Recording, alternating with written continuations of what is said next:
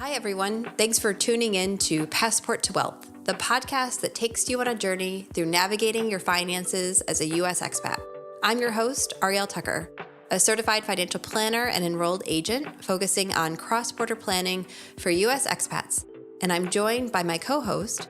I'm Savannah Chaffin, a CFP candidate, enrolled agent, and self-declared expat tax nerd, here to guide you through the maze of life and finances across borders and share the inspiring stories of fellow U.S. expats who have navigated the process. So we previously talked a little bit about how I ended up abroad, so I figured today was your turn in the hot seat. We wanted to talk a little bit, kind of how you ended up living abroad and your story. So I guess my first question is, what inspired you to move abroad? How did you choose your destination? Just how did that process kind of start for you? So I think for me, I grew up in a really small town and I had always internally wanted to live abroad. I remember being really upset that my parents wouldn't send me to boarding school in the UK when I was 12, which, looking back is so ridiculous, but of course they wouldn't have, but I just had these ideas about being abroad, going abroad, and seeing a different lifestyle. And I was so lucky that when I was in high school, they had a Latin trip to Italy. And I remember working really hard and saving up and being able to go on that trip. And all of a sudden, I go from a really small town to spending 2 weeks exploring Italy. And it is so different. I could barely comprehend how different it is. And it was wow, people live different realities. I want to live a different reality. I want to stop living in this reality. I want to experience, there's other things out there and I want to experience those things. And so, for me, it was always about, okay, when I'm in college, I'm going to, do a semester abroad or really experience what that would be. But I was also from a very young age, I was very budget conscious. I had a set amount of money that had been set aside to cover some of my education expenses. And I was really wanted to make that amount of money work. And I remember going and applying for the study abroad program, and I was told it was going to be something like 30,000 just for that one semester. And I was like, well, that's going to eat up a huge amount of my budget for this one semester. And I'm going to have to go to school full time while living in, London, I think I was looking at. And I'm going to really just want to be traveling. So I was ahead in school. So I ended up just taking one semester off. I think I took would have been my fall junior year. I just took that semester off and I just backpacked across Europe. And I think it maybe cost me $5,000 or $6,000 for the whole semester to do that. So it was a budgetary decision. That way I framed that. And again, I really had a chance to explore a lot of Germany and Central Europe. I think I went everywhere, as many places as I could go on my limited time and budget. I went. And so when I went back to school, I think I just still had this bug of how do we go abroad? How do we go abroad? And fast forward, I got married. My husband and I are living in Boston. We have a really comfortable life. And I still find myself with this itch. The itch has not gotten away. And the funny thing about my husband, when we met, he had just gotten back from Germany and I was on my way to Germany. And so we both kind of had this experience of being abroad and living, exploring abroad and being really interested in Europe. And so we got married, we were really comfortable. And I just was I really would love to go abroad if we can, because I see our life here in Boston and it's going to be really comfortable. We're going to have 2.2 kids and we're going to have our house and then we're going to buy our Cape house and we're going to go on nice vacations. And I'm already bored. I already hate our life. I was not going to be able to settle into suburbia. And so we started looking at different opportunities for him. He had really wanted to do his PhD. And so I was so we were looking, okay, where do you want to do your PhD? And he was invited to apply for a program in Zurich at ETH University, which is a technical university. He's a mechanical engineer. And so I was well, go for it. Like, let's just see what happens. And now I had never heard of this university. And I'm thinking like, it's, it's a European university. It's going to be fine. It's like one of the top universities in the world. And he ended up getting really great, like a Swiss National Science Foundation scholarship to go. And so we just moved to Switzerland. Neither of us had ever been to Switzerland. I mean, we've been to Germany, so we could imagine, what Zurich would kind of be like.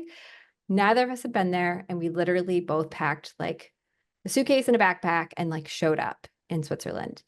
And he started doing his studies. And then for me, it was just like, okay, well, now I need to get a job. And I was really lucky because his visa came with a spousal visa. And I think that's a really important point to make because in a lot of countries, including the US actually, just getting a work visa or a student visa does not necessarily mean that your spouse can work. And actually, most times, your spouse can't work. So I had friends whose husbands or partners had really great jobs and they were not allowed to work. And so I was really lucky that I was able to work from day one. Now, I think the next part of the story is finding the first job. And I think a lot of trailing spouses or, expats can relate with it can be really hard to find that first job. And I remember thinking, I'm going to land here and I'm just going to get a job. Yep. And that did not happen like I thought it did, or I thought it would. And so the first few months was just kind of like settling in. We were in a temporary apartment. We moved to a permanent apartment, like getting our footing with everything. And then I did finally get my first job. And my first job was in recruitment in finance. And it was a great like first role. And what I learned that's so important is your first job as an expat, it's probably not going to be your dream job. And you know what? That's okay. That's okay. It's not going to be your dream job, but it just kind of gets you on the employment ladder in the country. It kind of, once you have that first job, it shows other employers, hey, this person is actually employable in this country. And so once I had that first job, finding my next job, which was, I ended up going to PwC about a year later, was so much easier. It really, and I even had in between, like a lot of recruiters were already reaching out because I did have tax and financial experience, which especially in 2011 was like desperately needed in Zurich. And so I just tell people all the time, your first job abroad does not have to be your dream job, but that first job will start to help you build your network and open up doors for your dream job. And how did you go about landing your first job? I know when I first moved abroad, I applied through LinkedIn and stuff like that, and also reached out to recruiters. Was it the same for you? Just online Yeah, it applications? was. Yep. Okay. So, and I think like, I was still, we were still relatively young when we moved abroad. So we were 24 when we moved to Zurich. And so I don't know if the LinkedIn job search was that well built out at that time, but I did use like a lot of different job platforms. And another thing that I did that I think helped me as I built my network is I would just find people, through like the American Women's Club or other kind of events and just like ask people to do coffee. Like, can we just have like a coffee? And like, can I learn from your experience? And I have had so many friends who have landed their first job or maybe even their dream job through just networking within both the local and the expat community. It's a really small network. And so people get to know you and know who you are. I think they really generally want to help you succeed. But for me, the job that I did land, it was through like a traditional, like I applied, I went through an interview process and they hired me. Okay. Yeah, I feel like that's your superpower, networking at events like that. So I how do mean, you I think when you're like just sitting at home, bored out of your mind, I think you just get comfortable with being like a little uncomfortable because comfortable means sitting here thinking like I would really like to work and I'm not. Yeah, fair enough. So you mentioned that you moved from a temporary apartment into a more permanent place. How did you go about finding your first permanent apartment?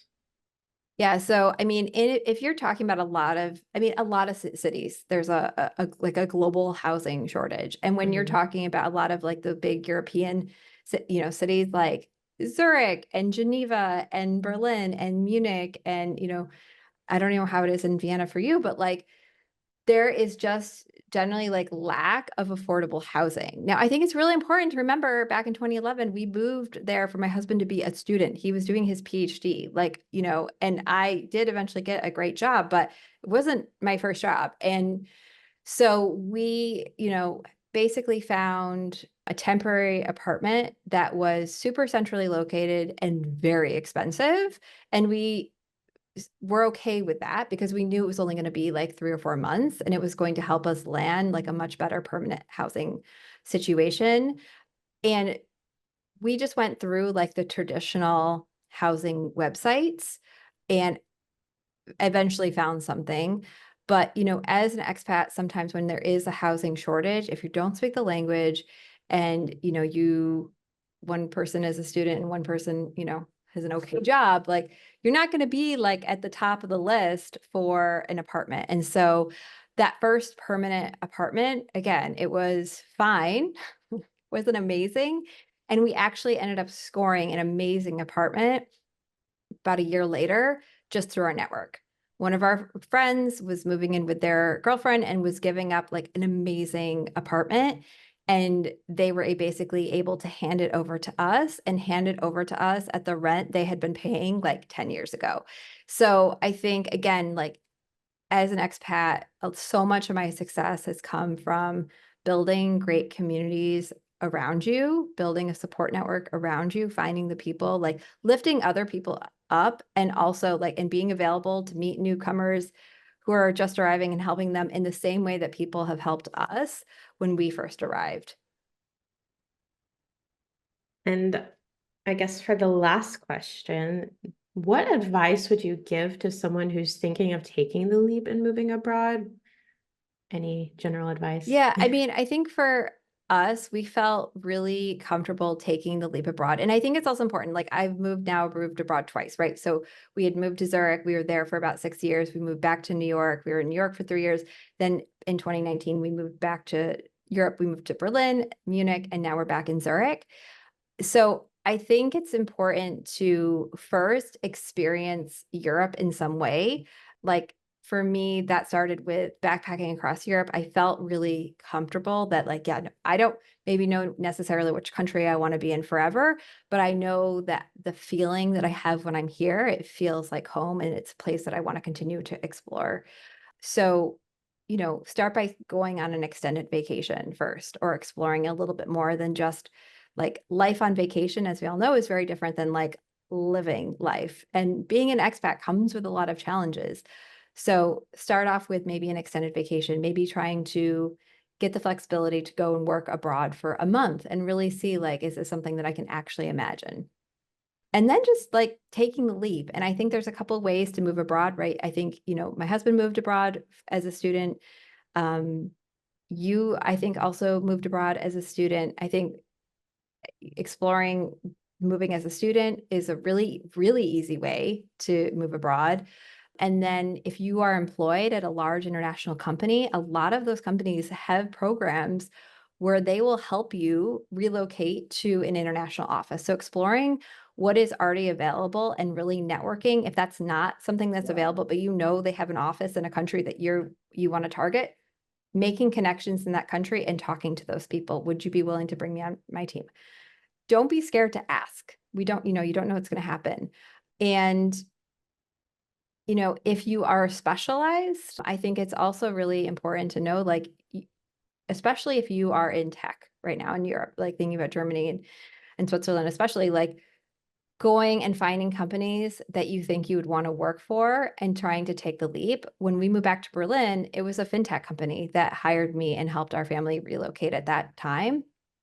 So it's important to look for those opportunities, network, find recruiters who are going to advocate for you to help you find the right role. But I think it all comes back to like being okay with a little bit of risk and then really advocating and networking for yourself.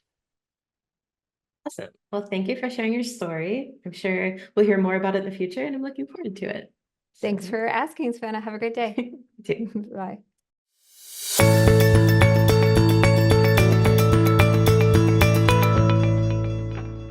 Thank you for tuning in. Stay tuned for our upcoming episodes packed with insights and stories to empower your global financial journey. This is Passport to Wealth, where your financial future knows no borders. The information provided in this podcast is for informational and entertainment purposes only. It should not be considered professional, financial, or tax advice. We strongly recommend consulting with a qualified financial advisor, tax professional, or other appropriate expert before making any financial decisions or taking action based on the content discussed in this episode. Your personal financial situation is unique, and a professional can provide tailored advice to meet your specific needs.